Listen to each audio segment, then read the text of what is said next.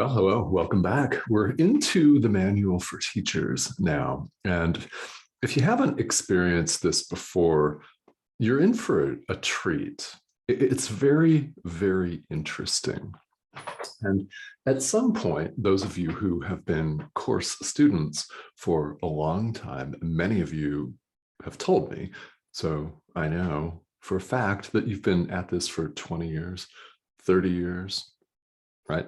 A long time. Eventually, we all get drawn to this segment of A Course in Miracles that is really very interesting. It's very illustrative, and I hope that you're going to find these conversations helpful. That's the point. That Jesus here offers us his responses, his answers to many of the questions that a student might ask. Starting with today's, who are God's teachers? And in all of these, there are 27 of these questions in all. And well, I can tell you right away that we'll take more than 27 days to go through all of them.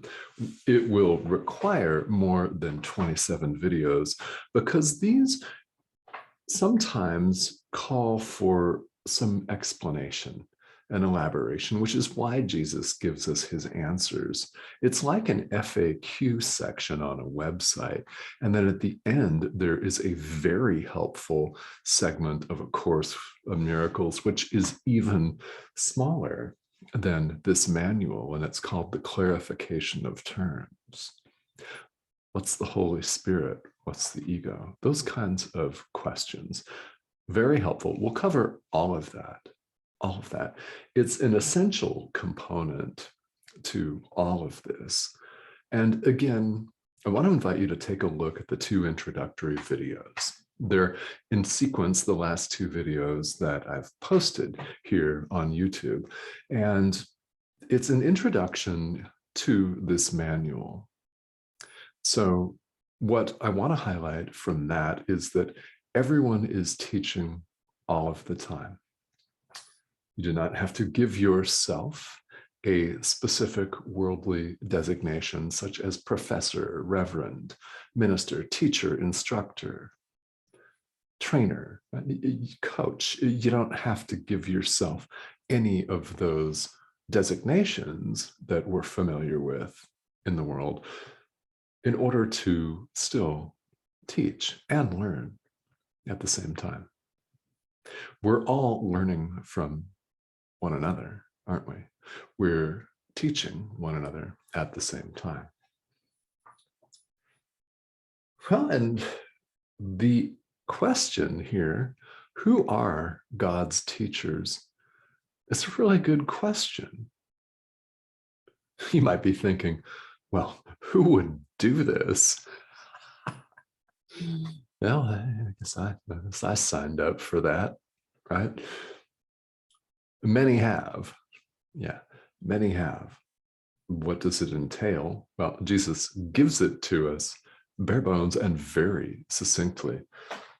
A teacher of God is anyone who chooses to be one. There you go. That's sentence number one. Anyone who chooses to be. Which is really wonderful. Because this course emphasizes moment-to-moment choice. That is why I repeat myself. You may find it ad nauseum. But I do it for a reason. So does every teacher.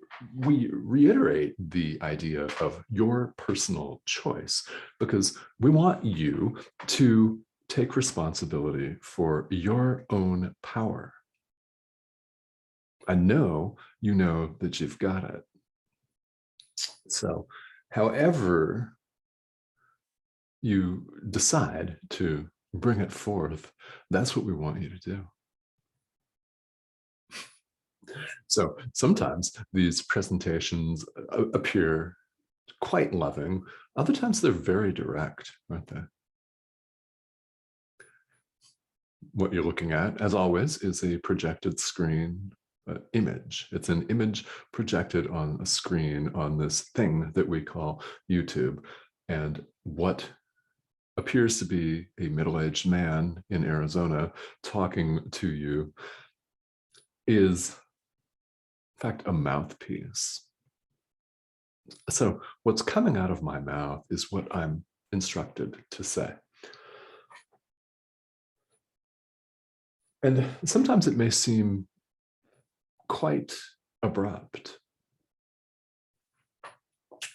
So let's all understand that the purpose behind that, you may have hired a coach or had a coach in life or a teacher whom you deemed to be abrupt, whose words seem to grate on you in some way. If it appears that way, consider that's the way it was meant to appear to you. And the delivery that may appear harsh is in fact deeply loving. It aims to get your attention and understand that the ego is what's on the run. It's that part of yourself that wants to keep you stuck when your higher self wishes, yearns, and is leading you to make the decision to become unstuck.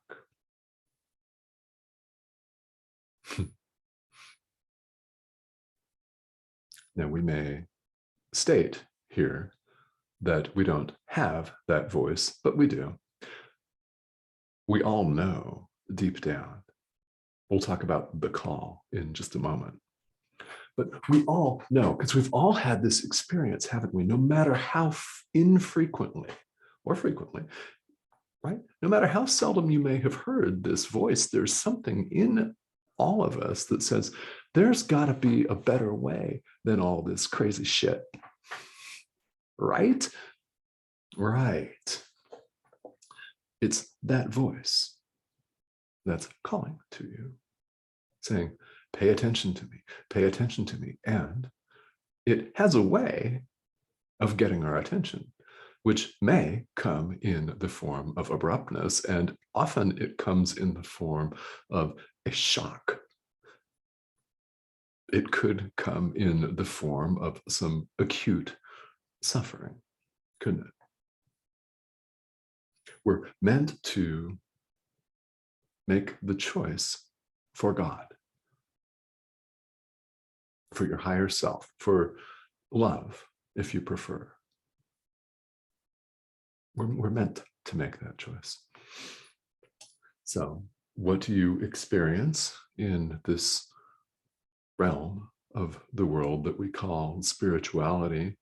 What you experience will be a number of teachers, a number of messages. Some will seem gentle as a feather or as a baby cat or a puppy, all soft and cuddly, and others will seem not so cuddly at all. And how will you take each one? I don't know. And it doesn't matter. There's the beauty of it, isn't it? It doesn't matter. We all have a choice.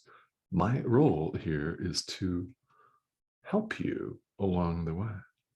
It's to motivate you to make that choice, and then having made it once, to make it again in the very next moment. It's where the action is, where it's at, so to speak, the present moment. Teacher of God is therefore anyone who chooses to be. How does one become a teacher of God? Well, you don't need the designation of teacher or reverend. Lama, right? Imam, rabbi, pastor. You don't need those designations. Not at all. Somewhere along the way, you have seen another person's interests as your own. You've seen, according to the language of the Course, your brother's interests as your own. You have perceived, however briefly, a joining, or the truth that there's no separation of any kind, can be instantaneous. That's enough. That equates to a tiny spark of light. It's enough to begin the road that you now find yourself on. We call it spirituality.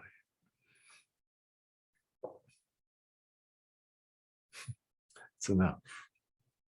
Somewhere, somehow, you've done this once, even. Now, odds are it's happened a lot, or you probably wouldn't be drawn to this series of videos. Because, I mean, we all know that there is a lot of content being produced on YouTube.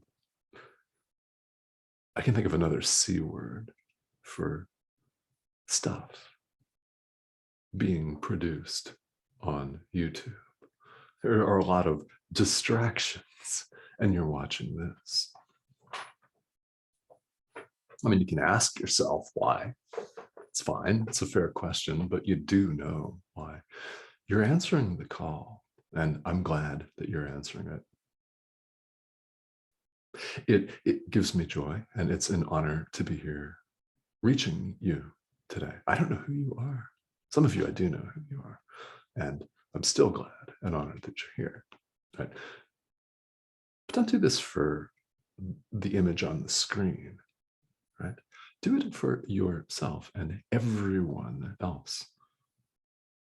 Because again, there is no separation. The teachers of God come from all over the world.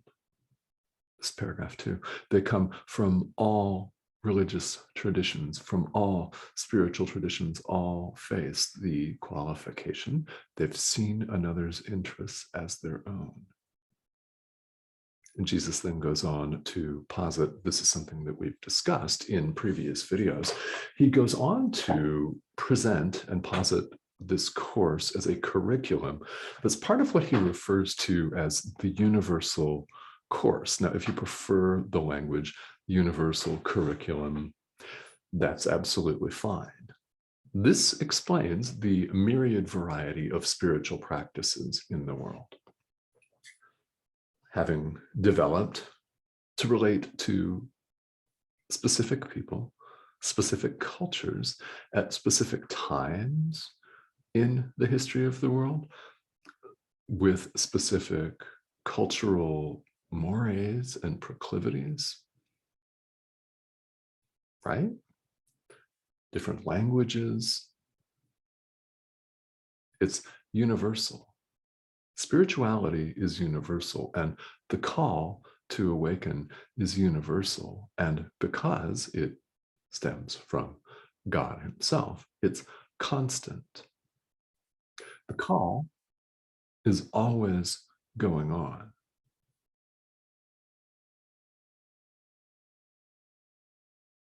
So we're always being called. Few will answer. I've answered. Somewhere you've answered. Somewhere, sometime you have. I have, and it's given me as part of my experience, learning experience, teaching and learning being the same thing, to reach out to you here in the world in this exact manner, teaching this exact curriculum, which is simply a part of the universal curriculum. There are many doors. You have many choices. The form varies greatly, but the content, the essence, the meaning is exactly the same. Jesus spells it out for you. God's Son is guiltless, and his innocence is his salvation. God's Son is guiltless. There is no sin. There is no separation of any kind. There's no one to sin against. There's no one to transgress. There's no one to offend. All of those are ideas that are based on the mistaken idea of separation. These ideas all posit a self and another. There's no other. There's no one to oppose. Therefore, there's no one to do battle with. There's no one to go to war with. There's no one to blame and no one to judge. We've seen very recently that what we give to ourselves. There's nobody out there. This is the essence of all spirituality. God's Son, you, me, everyone. God's Son is guiltless. We are guiltless.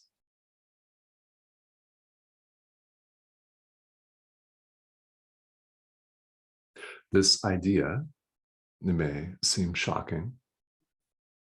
Doesn't matter if it is. So what if it is, right? It may seem antithetical and 180 degrees opposed to everything you were raised to believe. Isn't that happy? Thank God, right? Literally. My hope is that this comes as some form of a relief and a confirmation that your higher self, that voice that continues to speak to you, yeah, has been right all along. And you knew it all along.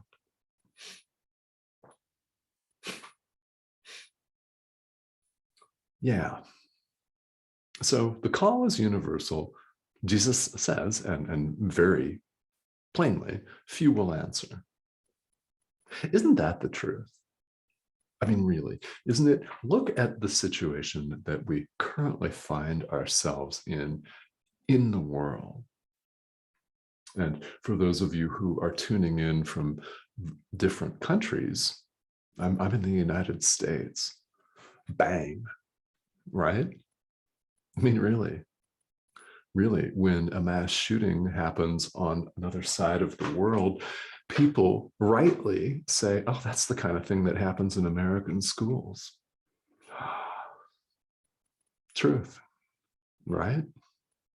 We're in a hyperpolarized, divided world. There's a war going on. Russia has invaded Ukraine.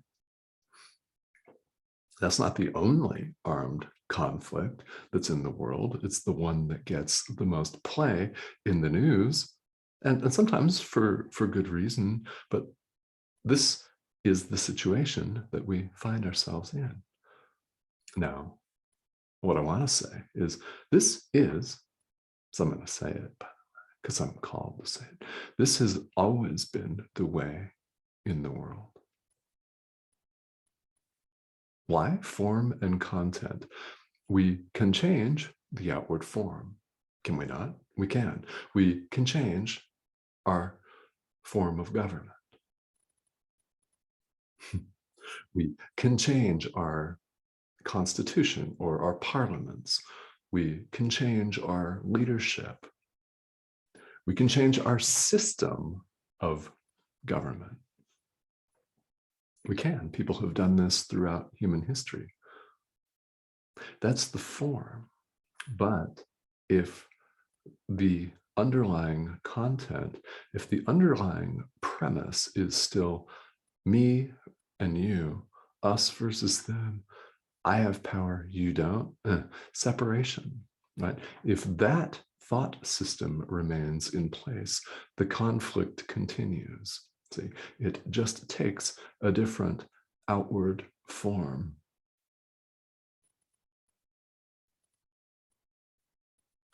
What then is the answer? Change your mind. Choose to adopt another thought system. There are two choices. And that part of you that always says, God, there's got to be an easier way. How do we deal with this? Well, ultimately, the deeper answer does not involve a change of political leadership in any way. No matter where you are in the world. Now, we may have some acute short-term problems like self-defense. Yeah, right? No one is ever saying, don't defend yourself, don't defend your loved ones from imminent danger and harm. So don't get us wrong. That's not what we're saying at all. What we're saying is, if you desire the peace of God and are ready to claim that you do, that's a very important thing that I just said. If you're ready to claim and own, take responsibility for, and embrace that you do want the peace of God deep down, that's what that voice is looking for that says, turn this guy on YouTube. I want to hear what he has to say today. I appreciate that. But don't do it for me. It's that voice inside of you that's talking to you. Maybe it's whispering gently. Maybe it is shouting in your ear. Oh no. However you have come to listen to this voice, I'm glad you have. And you will be glad that you're listening to it right now. Because somewhere along the line, you have seen your interests and someone else's as one and the same. You have seen your brother as yourself. That starts a freight train, a boulder rolling downhill that will wind up with complete awakening, the peace of God. How much time will elapse? I don't know. Maybe a long time. And in truth, who cares? That doesn't matter. What matters is that you make a choice right now in the present moment, the only moment that is.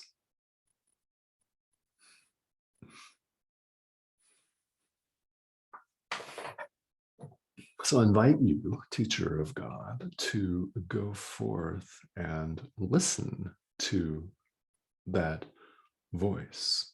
It's the voice for God. It's a part of you. It's the Christ. It's speaking to you of who you really are. You could see it as a reminder, if that's helpful. You could see it as a cudgel saying, wake up. If that's helpful to you, see it that way. Whatever reminds you of who you are, that's what we want you to do, is to allow yourself to be reminded. A little bit at a time, if that's what it takes. Because here in the world, that's what time is for. It's for you to make the decision right now for love. That's it.